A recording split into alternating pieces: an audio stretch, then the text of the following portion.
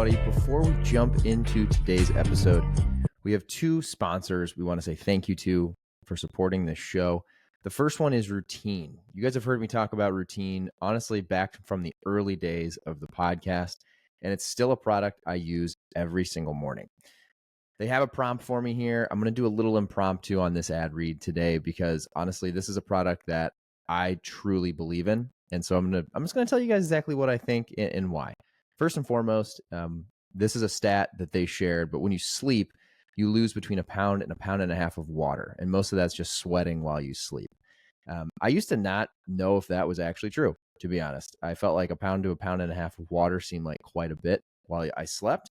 But the one thing I did constantly pay attention to when I started using Routine was just the fact that before using Routine, I always felt a little dehydrated in the morning. And I'm one of those people that when I get up really early usually. I work out. One of the first things I do is some form of fitness. It's just like what I do before everyone's awake. And so it's very easy for me to grab a coffee, pre-workout, an energy drink, something with caffeine in it, and just go.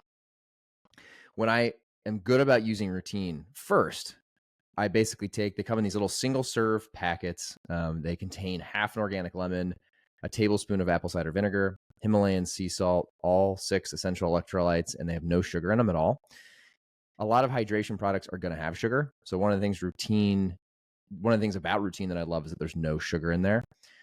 So when I am good about doing this consistently, I will take one of those single serve packets, I'll throw it in my mixer bottle, and whether I also put in a pre-workout or something with caffeine or I just drink that separately, I try to drink that first. And the days I do that, I do genuinely feel hydrated and just have a different form of clarity all morning.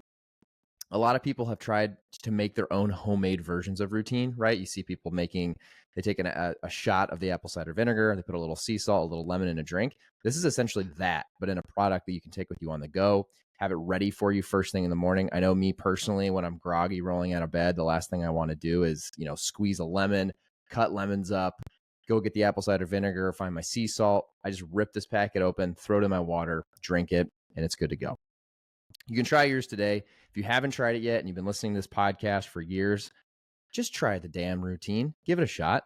You can use code ShaneWhite30 and get 30% off your first order. So you get 30% off by using code ShaneWhite30 and go to yourroutine.com.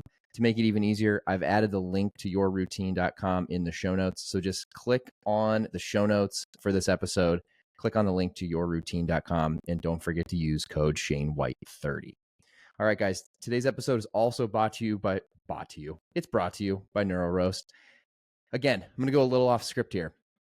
Neuro Roast is a product that I also came across during this year of 2023.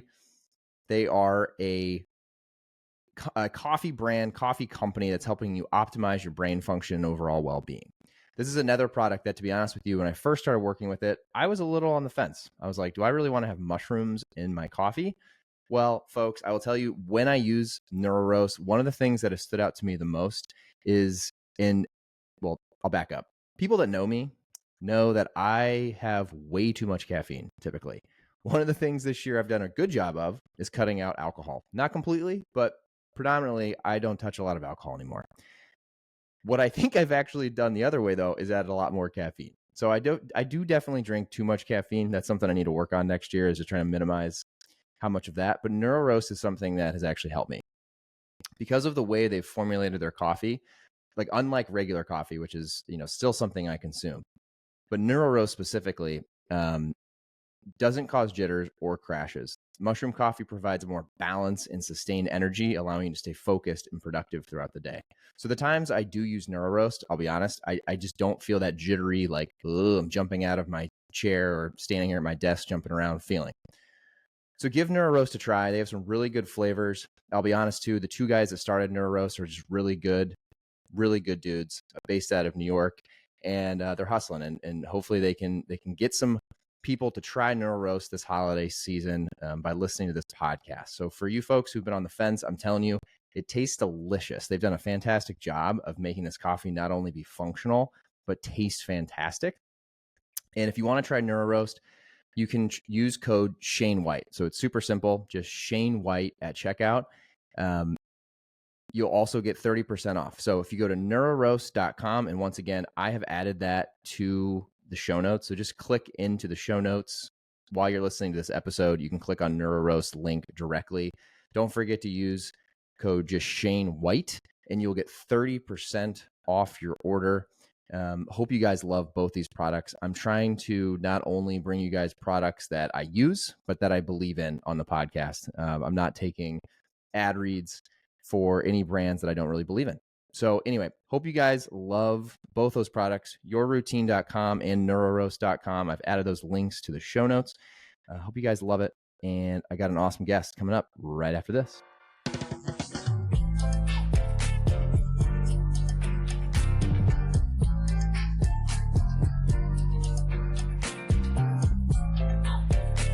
What's up, everybody? Welcome to the second health-related podcast that I am launching. The first one seemed like got a lot of good feedback. People were liking the info into the CGM trackers. So going to keep this train rolling here. This week is going to be one where, if you know me personally, you know I'm kind of a weirdo in this world of health and fitness. And it's all about wearables or trackers this week. So we're going to dive into two that I honestly have used ad nauseum, and I have been doing a test lately. I can't decide which one I want to work with long term. And so I've been wearing both, which is honestly a little bit hilarious and a little bit over the top, you could say. So we're going to dive into both the Oura ring and the Whoop strap. Both of them I've worn. I started wearing the Whoop strap in the fall of 2019. So in about a month, I've technically had one. What is that? 4 or 5 years. So a long time. I didn't realize it'd been that long. That's a long time. And then the Oura ring, I tried last year for the first time. And then I've had a few on and off, actually. I've bought it and returned it. Didn't like it. Loved it. There's pros and cons to both. So we're going to start with the Whoop strap just because I know that one the best. And there's a couple things to think about. Either way, if you want to buy one of these, I will, some of my friends know who I'm talking to as I say this. I will say, first and foremost, before you decide to wear one, don't let it be a guiding principle for the way you feel. Okay. And so what I mean by that is, if you're going to wear one, use it to gain data, gain insights, and improve your life.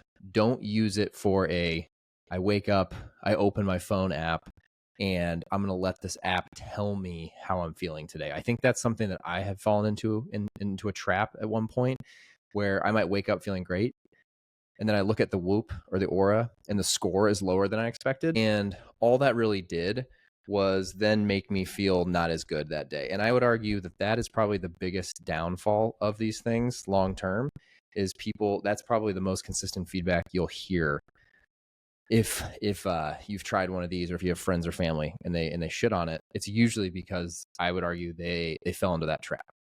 On the flip side, if you use it to be an accountability buddy, which is what I call these things, it's something that keeps me accountable more than anything else. That's its first and foremost. That's its goal. That's its job.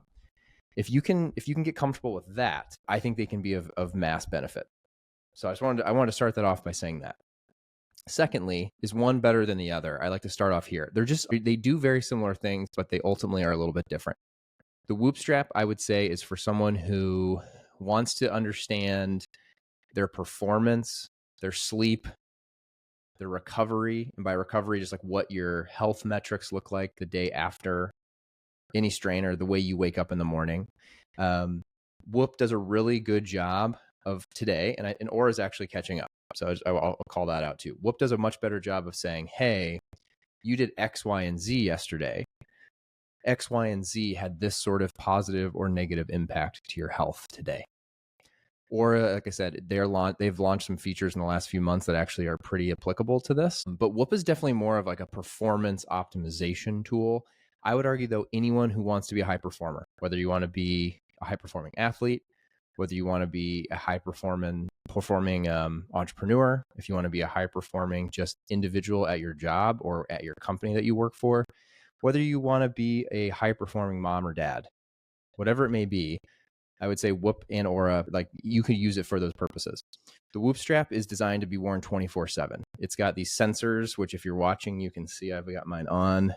You see the green light there. It's running 24/7, 365. So it's pulling in a ton of data.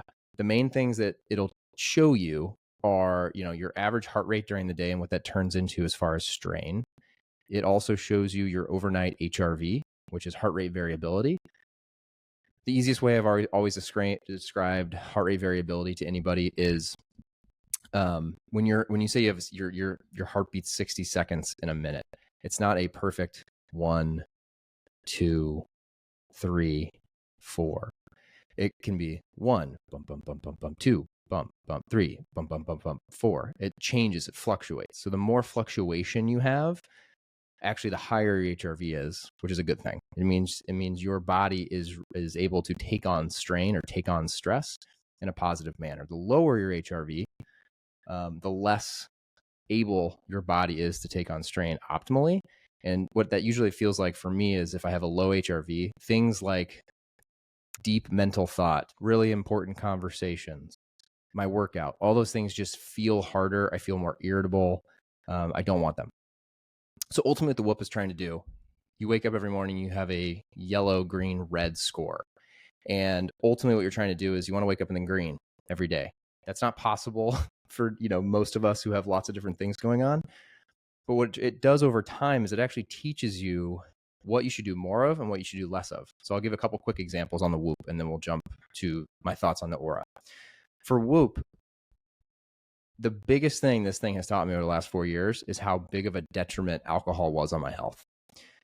I would wake up in the morning, and again, there's lots of metrics it'll show you, but my heart rate variability, my resting heart rate, and my respiratory rate, after I would have a heavy night of drinking, were as bad, if not worse, than the nights that I was sick. So like the nights I actually came down with COVID.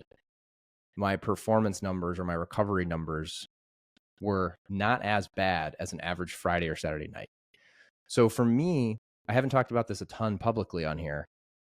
That was one of the biggest leading indicators for me that I should slow down on alcohol. And then ultimately, I haven't had alcohol in quite some time. And it's because I could just vividly see a detrimental impact to my health. So I was seeing it in the numbers.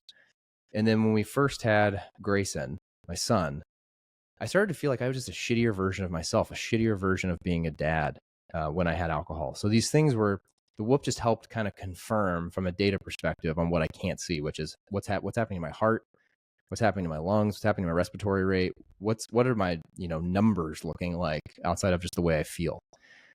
So the Whoop does a really good job of that. One of my negatives is I think for some people they don't love the pricing model. So you pay anywhere from $20 to $30 a month, $20 a month if you sign an extended contract, so basically like a year with Whoop. Otherwise, it's $30 a month, but you get the hardware for free. So you get the strap for free and you just pay $30 a month basically forever. The Oura ring on the other side, you pay for the ring up front, and then now they do have a monthly membership you have to pay, but it's $5.99. So much smaller. You can do the math on all that.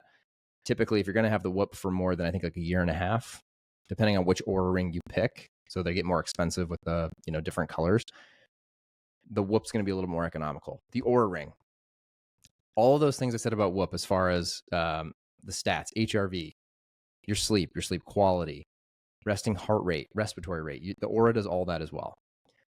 What I actually love about the Oura, and I'm a data nerd, is the way the data is shown. So they have these graphs that you can slide left and right, and you can see every day, every week, every month.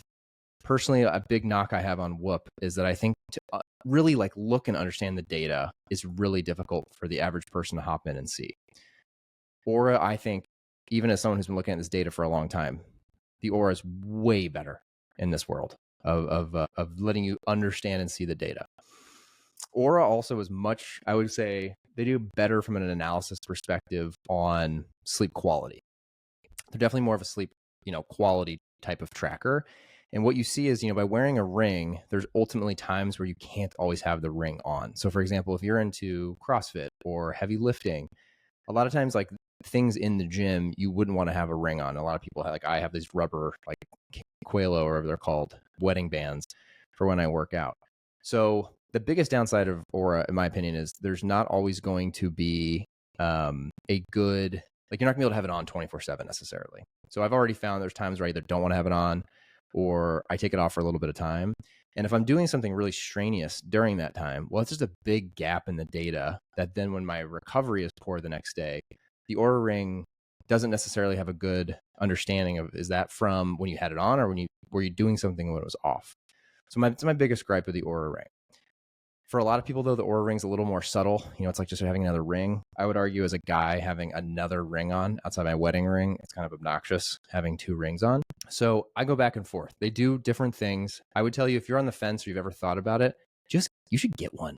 And anything, if I'm really going to sit here and say which one would you get, I would say get the Whoop. Get the Whoop. I hadn't thought about what my answer to that was going to be before I started talking and recording this. But I think for the Whoop, it's a much lower barrier to entry from a price perspective. Get the band, get it on your wrist. And if you don't want to be worried about waking up and seeing if you're yellow, green, or red, just put it on and don't look at it. Don't look at it for a whole week and just do what you normally do. That's actually probably the best advice I could have been given. Then a week into it, look at it. Go look at the data, see what the data says. You'll be surprised. I think two things. One, it taught me a lot about alcohol. That was one. Number two, it is absolutely the best accountability buddy for sleep. I have always been a poor sleeper. And what I mean by that is I like to get up early. I like to be productive before the family gets up, before I start work. And it's really hard to do just off the cuff. So try that first and foremost. Get a Whoop or get an Oura. But I would tell you, it'll keep you accountable. It'll teach you more about your body than you can ever teach without it, right? And I do agree with one of the things Whoop says is that, you can't improve things that you don't track. So if you're not tracking something, there's no way to know what your baseline is. There's no way to know if you're getting better or worse. Shout out to my wife. She's got an Oura, and I really think it helps her stay accountable. Shout out to my mom and dad. We gifted my dad a Whoop a year ago for his birthday, and then he gifted my mom one. So now they're both on Whoop, and I give them a big shout out. It's a big deal to any age in life. Put something on, realize none of us are perfect, and there's things we can improve on. So I'll leave you with that today. Hope you guys enjoyed this one. This is one I could certainly go way more in depth on, and I'm really excited. A little tease, I am going to have someone from one of these companies on the podcast soon to go into some more depth and detail. As you can tell, I know a lot about these. So if you guys like this, let me know. Leave a review, like the show, subscribe to the show, send it to your friends, and we'll be back with more. All right, guys. Talk to you soon. See ya.